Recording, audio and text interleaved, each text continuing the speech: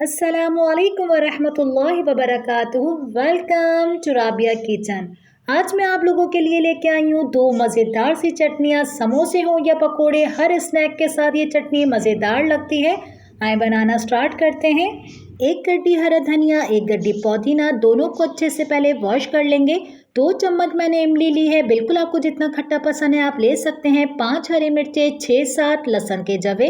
इमली के अंदर थोड़ा सा गर्म पानी डालेंगे और इमली का पल्प निकाल लेंगे। इस तरीके से एक मिक्सर के अंदर हम पुदीना, हरा धनिया, सारी चीज़ें डालेंगे। अब हम इसके अंदर जो चीज़ें डालेंगे वो बहुत हेल्पफुल होती हैं हमारे लिए। पकोड़े, समोसे जो हमें थोड़े से बारीक कट जाते हैं, तो इसकी वजह से जो हम इसके अंदर अजवाइन डालेंगे और सौंफ का इस्तेमाल करेंगे, उससे हमारी ये चटनी बहुत ज़बरदस्त लगेगी। 1/4 टीस्पून इसके अंदर हम डालेंगे अजवाइन, 1 टेबल स्पून चीनी, 1 टेबल स्पून सौंफ, 1 टीस्पून नमक। सब चीज़ें इसके अंदर चली गई हैं। इसी के अंदर हम इमली का पल्प डाल के थोड़ा सा पानी डालेंगे। हमें चटनी थोड़ी सी पीसने में परेशानी करेगी, तो पानी और डाल के इसको बारीक सा पीस लेंगे। चटनी मैंने पीस ली है। अब हम एक पैन के अंदर सारी चटनी डाल देंगे। इसी मिक्सर के अंदर हम आधा कप जितना पानी डालेंगे, कुछ भी हम ज़ाया नहीं करेंगे। अच्छी तरीके से इसको वॉश कर लेंगे। ये पानी हम अपने पैन के अंदर डाल देंगे और चूल्हा इसका आप ऑन कर देंगे। इतनी देर के लिए मैं इसको रख रही हूँ कि इसके अंदर बबल्स आने लग जाएं। जब तक हम एक बाउल के अंदर 2 टेबल स्पून कॉर्नफ्लावर लेंगे और थोड़े से पानी के अंदर इसको हल करेंगे, बिल्कुल लम्स फ्री। ये अच्छे से हल हो गया है। इसके अभी हम साइड पे रखेंगे और ये देखिए इसके अंदर बबल्स आने लग गए हैं। अब हम इसके अंदर सारा कॉर्नफ्लावर डालेंगे और अच्छे से इसको मिक्स करेंगे। 4-5 मिनट के लिए हमें कॉर्नफ्लावर का कच्चापन ख़त्म करना है। और आप देखें बिल्कुल ये रेस्टोरेंट में बनती है ये चटनियाँ, इतनी मज़ेदार बनती है ये चटनी। ज़रूर ट्राई कीजिएगा, समोसों के साथ लाजवाब लगती है। ये तैयार हो गई है। इसका चूल्हा बंद करते हैं, इसे बाउल में निकालेंगे और ठंडा करने के बाद इसको हम बॉटल में निकाल लेंगे और पूरे रमज़ान इसको आप यूज़ कर सकते हैं। खट्टी मीठी हमारी चटनी।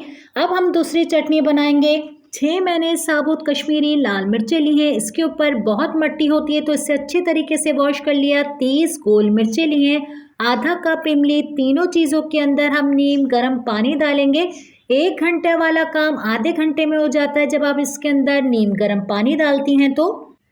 और स्पून की मदद से हम इमली को अच्छी तरीके से खोल लेंगे कि ये बिल्कुल इसके दाने अलग अलग हो जाएंगे। ये जब सॉफ्ट हो जाएंगी तो हमारी जो कश्मीरी लाल मिर्ची के ऊपर डंडियाँ नज़र आ रही हैं, ये भी मैं तोड़ दूंगी। इतनी देर के लिए बस मैं इसको ढक के रखूँगी कि सारी चीज़ें सॉफ्ट हो जाएं और इमली का पल्प नरम होने के बाद मैं निकाल लूँगी इसका गूदा।